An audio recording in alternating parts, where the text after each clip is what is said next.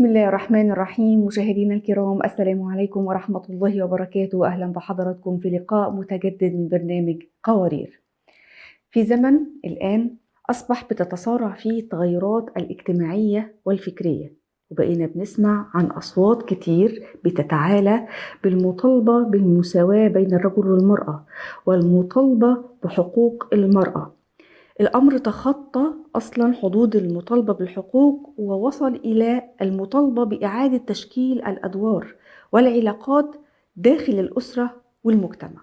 وهنا كان لابد من الحاجة إلى فهم واعي وعميق لما يطرح اليوم تحت هذه المطالبات بما يسمى الأفكار النسوية أو النسوية، خصوصا بين البنات والمراهقات والنساء اللي بدأوا يتأثروا بهذا الطرح وبهذه الدعوات دون إدراك منهم إن دي رسائل متفرقة من الغرب، قادمة من الغرب ومن الثقافة الغربية والعالمية عبر منصات التواصل وعبر الإعلام وغيرها.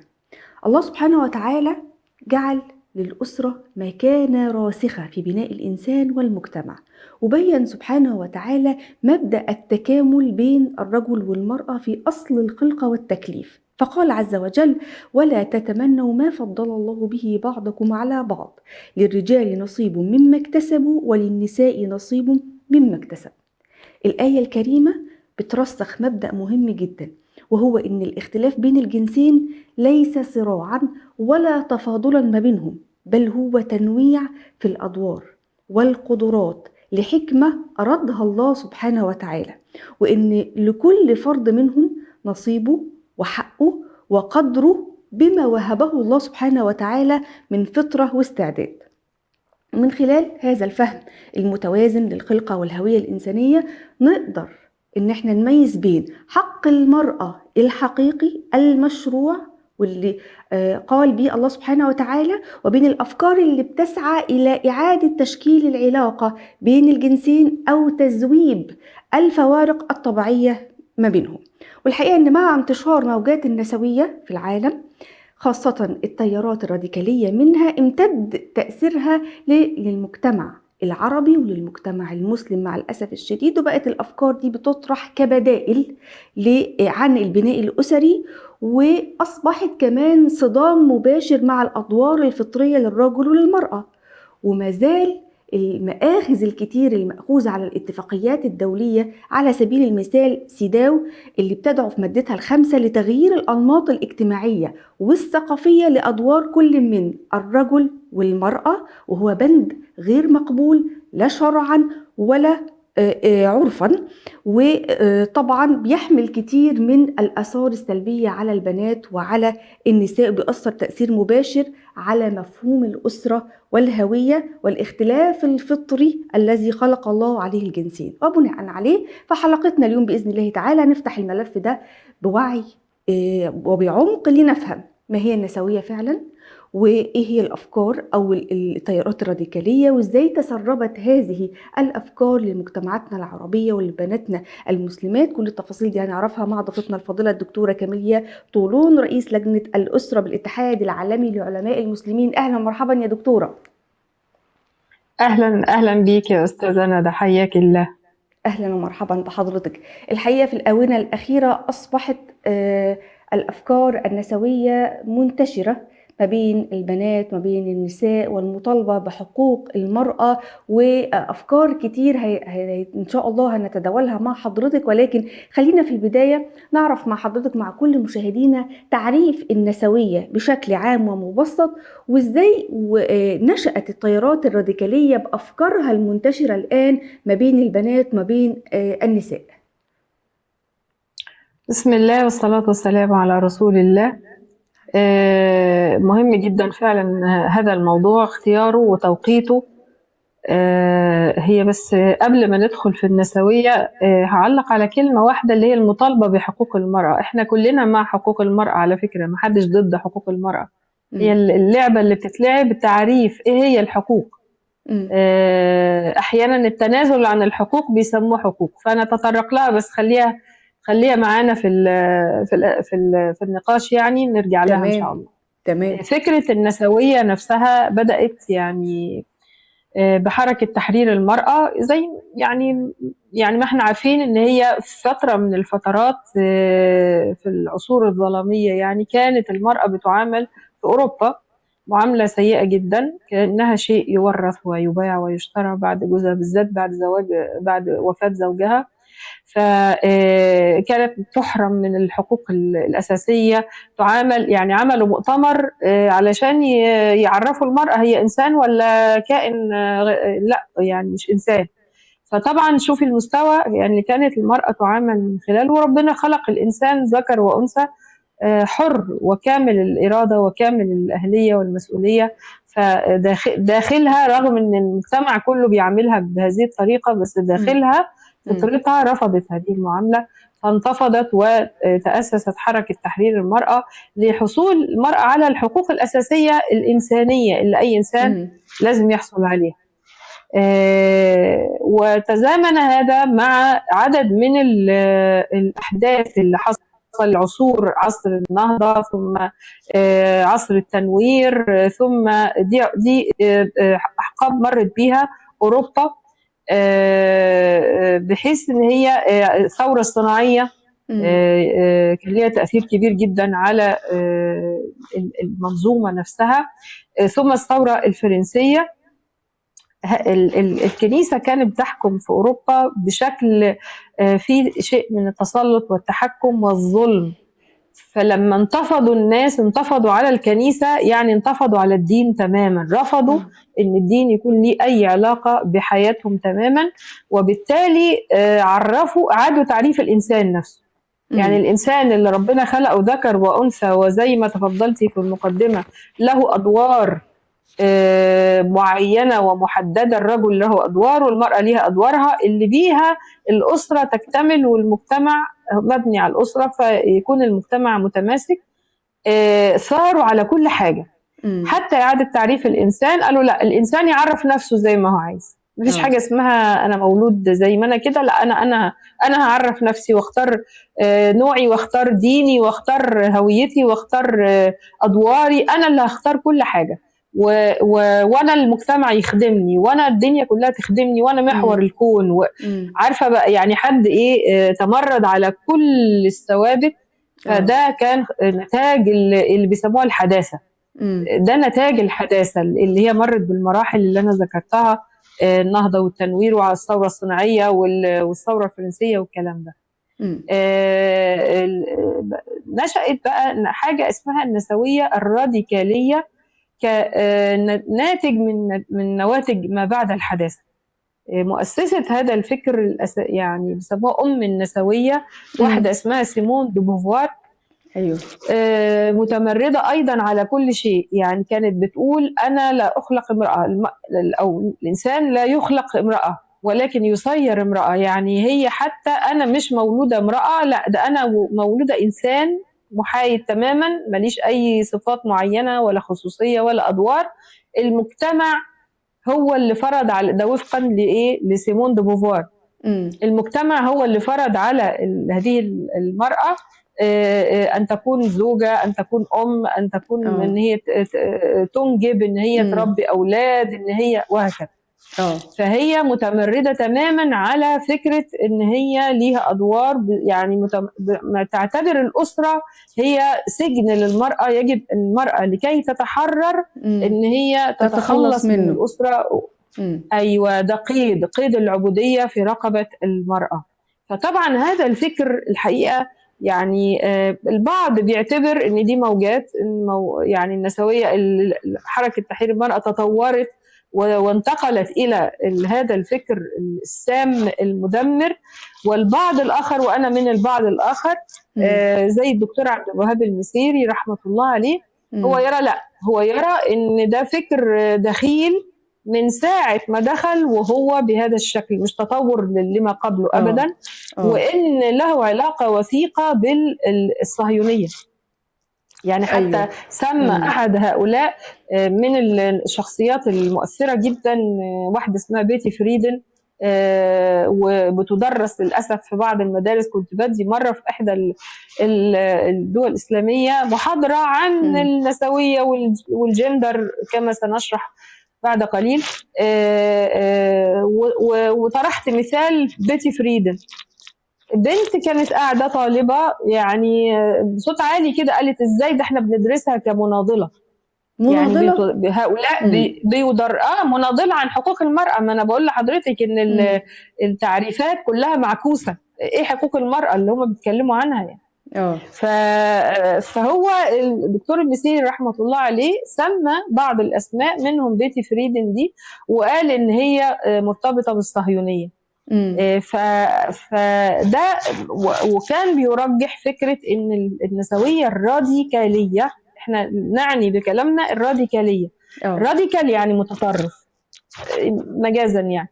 فهي الجانب المتطرف في النسوية اللي هو ايه، اللي هو يعني بيطالب باستئصال الرجل من حياة المرأة. لان في نسوية الليبرالية مثلا ما عندهاش مشكلة في ان المرأة تكون زوجة يعني ما عندهاش مشكلة في وجود الرجل في حياة المرأة بالضبط، لكن تحصل على حقوقها الأساسية، تتعلم مثلا، لو اشتغلت يبقى تاخد نفس الأجر، لو اشتغلت نفس الوظيفة تاخد نفس الأجر إلى آخره. لكن النسوية الراديكالية لا، النسوية الراديكالية اعتبرت وجود الرجل في حياة المرأة هو ده قمة الظلم والعنف، وإن هو ضحك عليها وأوهمها بأن دورها في الحياة هو إعادة إنتاج العنصر البشري. يعني إن أنت وظيفتك تقعدي تخلفي عشان هو إيه يعني أيوة يعني، ولو إن طبعا دي وظيفة في منتهى القدسية. يعني موضوع الحمل والإنجاب وتربية الأجيال ده هو ده اللي بتقوم عليه الأمم الناجحة. وإحنا الفشل اللي إحنا شايفينه الآن في كثير من الأسر بتتهدم، كثير من انصراف الشباب عن الزواج، انعدام القيم والأخلاق. مين اللي بيغرس القيم والأخلاق؟ مش الأم قاعدة بتربي ولادها ومركزة مع ولادها وبتعلموا العيب والحلال والحرام والكلام ده. دلوقتي الأم منصرفة تماما عن فكرة التربية ومشغولة بأشياء أخرى. فطلعت عندي أجيال فقد لهذا الأمر. فلا نستطيع أن نعزل هذا الأمر عن أن في استهداف واضح جدا للأسرة. طيب من جملة حضرتك المهمة دي يا دكتورة إن في استهداف يعني للأسرة للمرأة بالذات. الاستهداف ده بيكون من خلال الأفكار اللي بتنشرها النسوية الراديكالية، وأكيد في أفكار منتشرة جدا وفي أفكار بارزة وأكثرها انتشارا واللي بتتبناها النسويات الآن. ما هي هذه الأفكار الأكثر انتشارا ما بين البنات والنساء والمراهقات واللي بتبثها النسويات؟ هي طبعا هي أفكار النسوية وصلت للفتيات، فلازم نشوف إيه هي أهم وأخطر أفكار النسوية، وإحنا ذكرنا جزء كبير منها. وكيف وصلت إلى الفتيات. هي مش مشيت في الهوا كده ووصلت لنسائنا وفتياتنا، لا، ده في قنوات مشيت فيها. فأخطر فكرة هي اعتبار الأمومة زي ما قلنا هي سجن للمرأة، والأسرة قيد العبودية. أنت جوزتي بقيتي عبد. طب ليه عبد؟ قال لك لأن العبد بيعمل بلا أجر. العبد أيام العبودية ما كان فيه عبيد، يعني العبد بيشتغل ما بياخدش في إيده فلوس، هو بياكل وينام وخلاص.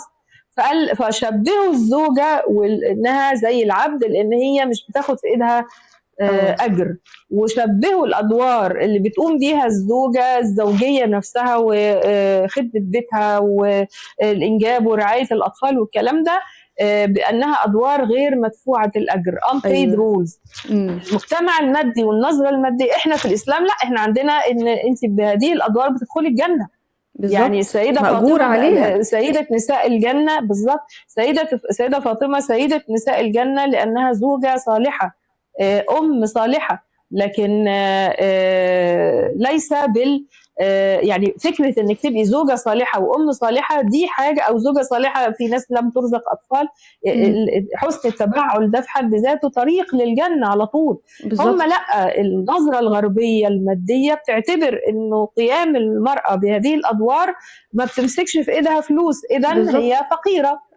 وعملوا نظرية تأنيث الفقر. ده من أخطر الأفكار ايوه. النسوية الراديكالية قدرت تمررها لمجتمعاتنا. تأنيث الفقر يعني إيه؟ تأنيث الفقر يعني إن المرأة فقيرة لأنها امرأة. الزوج وزوجة في نفس الأسرة، هو غني وهي فقيرة. ليه؟ عشان هو بيشتغل وبيكسب بره المال، وبياخد أما هي مرتب. فهي إيه؟ بياخد مرتب. أما هي فهي قاعدة في البيت بس بتنجب وتربي الأطفال وكده، فهي ما فيش في إيدها مرتب. الكلام ده ما ينفعش معانا إحنا كمجتمع مسلم. الراجل الزوج مجبر شرعا بالإنفاق على زوجته وأولاده، لكن هم في الغرب ربما يناسبهم الكلام ده. كل واحد فلوسه في جيبه، my money is my own زي ما بيقولوا. فهم طب انت دلوقتي مش هتصرف عليا وانا مشغوله في العيال والانجاب والبتاع، انا كده فقيره وانت غني. يعني دي نظريتهم يعني. فلا، طب يتغلبوا على الكلام ده ازاي؟ يبقى لابد من اعلان الحرب على الادوار الطبيعيه الفطريه المقدسه المراه، ويغيروا الاسم. هتلاحظي ان كل حاجه بيغيروا اسمها، بيقلبوها بقلب الحقائق. زي فكره اذا جاء انجازت ان احنا نضرب هذا المثال، ومثال يعني موجود. المسيح الدجال لما هيطلع ومعاه جنه ونار، ويقول لك ايه؟ ادخلي الجنه، ده الجنه بتاعتي حلوه. انت ادخلي النار ما تخشيش الجنه، لان لما تدخلي الجنه بتاعته هتلاقيها نار، لو دخلتي النار هتلاقيها جنه. هم نفس الحكايه. هم بيعرضوا البضاعه السيئه الرديئه اللي عندهم، ويقولوا ايه؟ حقوق المراه.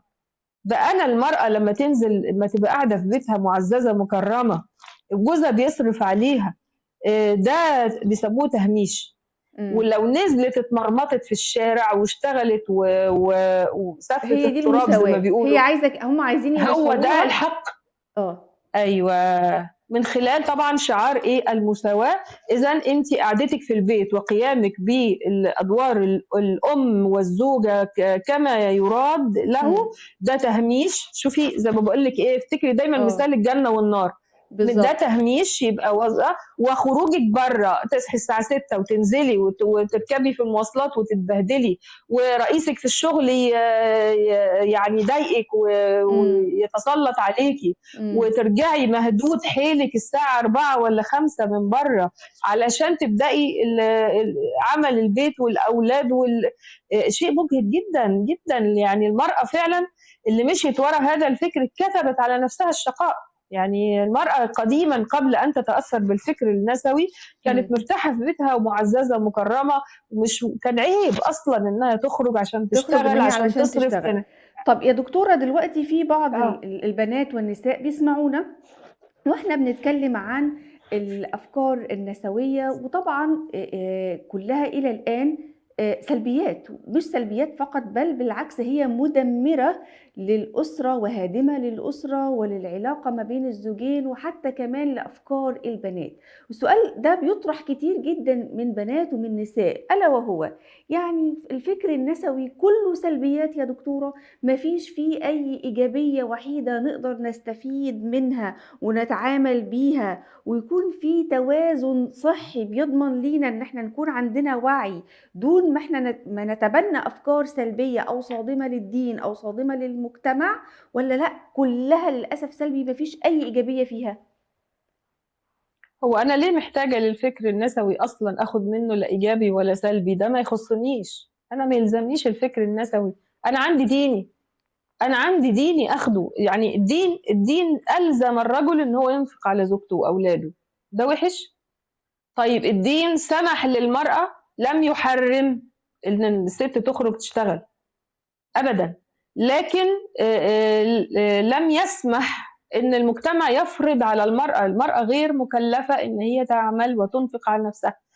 انفاق المرأة اما على ابوها او على الزوج او على اخوها او على، يعني بالترتيب كده، ابنها. بعد ذلك ما فيش يبقى بيت مال المسلمين. ده الشرع، ده الإسلام، احنا بنتكلم على الشرع. لا يطبق الآن، ده مش ذنب الإسلام. عدم تطبيق الشرع الآن، وإن أصبحت المرأة تجد نفسها مجبرة إن هي تخرج تشتغل، ده مش ذنب الإسلام، ده ذنب انسحاب الإسلام. ذنب اللي يطبق لا يطبق شرع الله عز وجل. أما لو طبق شرع الله عز وجل، فالمرأة في أسوأ حالتها ما عندهاش حد يعيلها، الحكومة تعيلها، بيت مال المسلمين يعيلها. فده ميزة بقى تطبيق شرع الله. لكن الواقع دلوقتي خلينا نكون واقعيين. طيب اه. خلاص، الفتاة أو المرأة مضطرة إن هي تشتغل. العلماء أباحوا إن المرأة تنزل تعمل، بس بشروط. الشرط الأول طبعا إن هي تنزل تلتزم بالحجاب الشرعي حتى لا تفتن نفسها أو تفتن الآخرين. الشرط الثاني ما يكونش عملها في اختلاط يؤدي إلى مفسدة، يكون ما فيهوش الفتنة دي. الشرط الثالث إن هو يكون في احتياج حقيقي، تكون هي مثلا محتاجة للمال، أو إن المجتمع يكون محتاج للمهارات، عندها يعني مهارة معينة أو علم معين نادر مش موجود في أي حتة تانية، فالمجتمع محتاجها بقوة. أو إن محتاج للوظيفة بتاعتها، المجتمع محتاج الطبيبة، محتاج المعلمة، إلى آخره.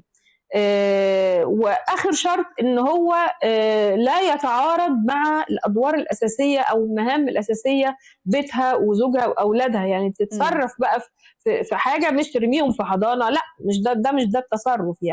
يعني تقسم بقى بينها وبين زوجها مع والدتها، مع تتصرف بحيث ان هي ما تضيعش الاولاد. لان لو كله ده خرج يشتغل والاولاد تحت في البيت، الخادمه مثلا احيانا في بعض المجتمعات بيستعينوا بخادمه وثنيه او خادمه غير مسلمه. طب انا ازاي اتمن واحده على تربيه اولادي وانا هستفيد بايه؟ يعني انا دلوقتي انا دوري ان انا اكل واشرب، وبعد كده يطلع عندي كائنات غريبه مش هيبرني اصلا. يعني انا اما اكبر وابقى مسنه، ابني اللي انا ما ربيتوش وسبته لخادمه تربيه، مع احترامي طبعا لكل المهن، يعني انا بتكلم على الجانب التربوي، مش هيبرني، هيطلع انسان عاق. فلازم انا اعطيه حتى يعطيني لما يكبر. ده ابسط حاجه يعني. فاذا الاسلام، انا مش عايزه يعني انا دلوقتي ليه بتعرف على الفكر النسوي؟ عشان ادرك ان الفكر النسوي ده فكر هادم من الالف للياء. النسويه الراديكاليه اللي انا بتكلم عنها هادم للاسره، للقيم، حتى للانسان نفسه. يعني تخيلي ان هو بيمرر لك فكره ان انت تختاري نوعك. يعني ايه اختار نوعي؟ يعني انا مش عاجبني ان انا ابقى امراه، لا انا هغير، انا هتفق مع دكتور واعمل عمليه جراحيه واقلب ابقى ذكر. بالظبط. فطبعا دي كلها اشياء خطيره. تمام. طبعا دكتورة، احنا مازال معانا محاور كتير مهمة جدا ومحتاجين نتكلم فيها. انا كأم ازاي الاحظ ان بنتي بقت متأثرة جدا بالفكر النسوي؟ ازاي اتناقش معاها بدون صدام وبدون مشاكل، خصوصا لو هي بتشعر ان الحالة اللي هي فيها دي ما هي الا ظلم وقهر وكثير من المحاور، ولكن بإذن الله تعالى نناقشها مع حضرتك في حلقتنا القادمة. ولكن الآن لا يسعنا إلا أني أشكر حضرتك ضيفتنا الفاضلة الدكتورة كاميليا طولون، رئيس لجنة الأسرة بالاتحاد العالمي لعلماء المسلمين، على وجودك معانا. شرفتينا وأفدتينا كتير. وفي ختامنا اليوم نعود إلى الأساس الذي لا يضل من استمسك به، وهو إيه؟ وهو هدي الله سبحانه وتعالى الذي جعل لكل من الرجل والمرأة كرامته ودوره وحدوده، وجعل الأسرة هي سكن، لا ساحة للصراع ولا للمشاكل. ومع كثرة التيارات والأفكار الوافدة يبقى قول الله تعالى هو الهادي لينا، فاستمسك بالذي أوحي إليك. فلا يقدم على شرع الله رأي ولا على حكمته فلسفة بشرية مهما كان انتشارها ومهما راج انتشارها. انتهت حلقة قوارير اليوم، وإلى أن نلقاكم نترككم في رعاية الله وأمنه، والسلام عليكم ورحمة الله وبركاته.